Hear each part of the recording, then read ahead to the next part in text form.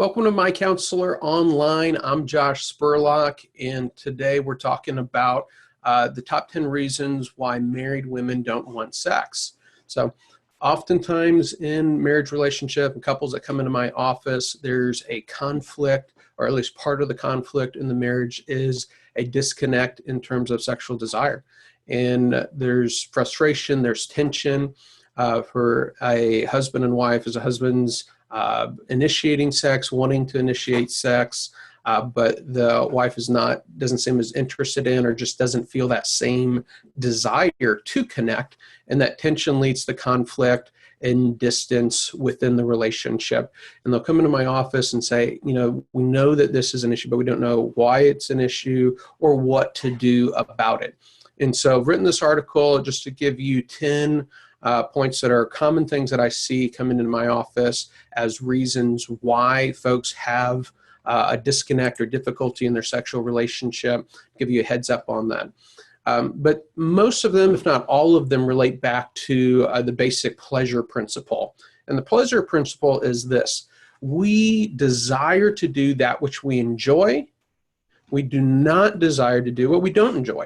Seems pretty basic, pretty straightforward, right? That's why I never have this burning desire to be poked in the eye, because I don't enjoy being poked in the eye then.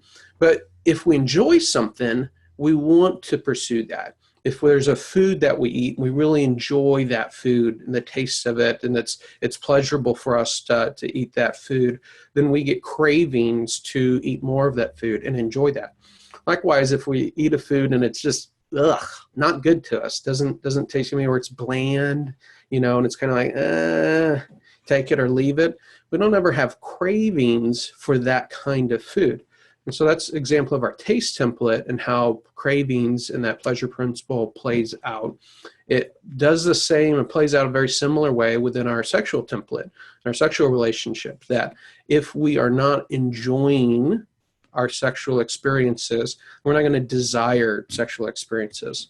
Likewise, if we have negative experiences of one form or another, either prior to marriage, during marriage, a variety of different forms, those negative experiences are going to have the same effect that a negative experience with the food has. And that we're not going to have cravings, we're not going to have desire for those kinds of things. And so identifying what it is that we have had in our experience that's maybe getting in the way of our sexual desire is what this article is about.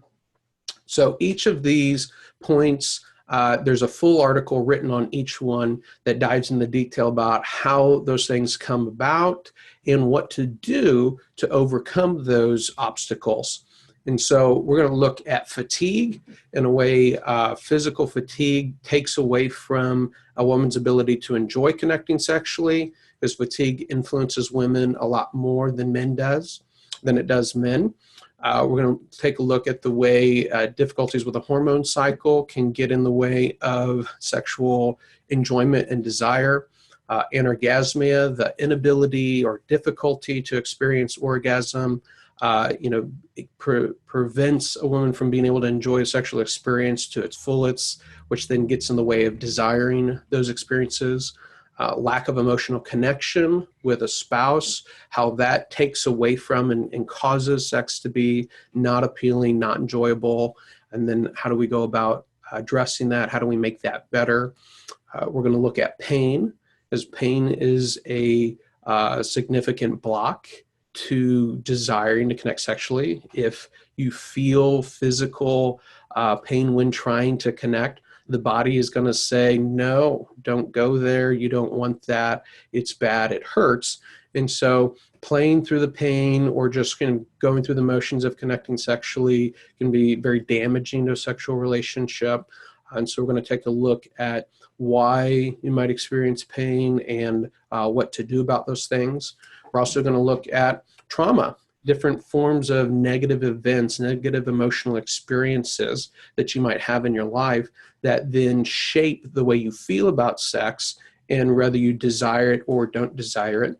We're going to talk about pregnancy. Now, for some gals, that the fear of pregnancy for a variety of different reasons, can be a block that says, hey, I'm not comfortable getting pregnant right now, and so the surest way to avoid that is to avoid sex altogether. And so the question is, how do we navigate through that in a way that can be good for our sex life and for both husband and wife?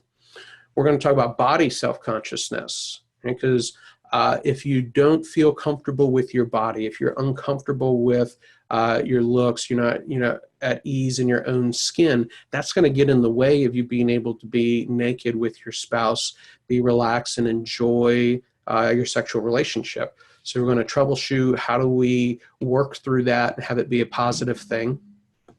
We're going to look at negative messages that we picked up about sex along the way in our life that have maybe given us the feeling that sex is dirty, that sexual desire is lustful, is bad, is promiscuous, and or maybe sexual experiences that we've had that kind of create a negative emotional connotation around sex that then causes us to suppress that, push that down, disconnect from the normal, natural, healthy sexual desire that God has wired into our body. And then we're just going to look at plain old busyness, right? That sometimes life is just crazy, work, kids, it's nuts, and it can just seem to crowd out the availability for a healthy sex life. And so we want to troubleshoot that as well, figure out what to do with that, and just believe that because God designed us to enjoy a healthy sexual relationship,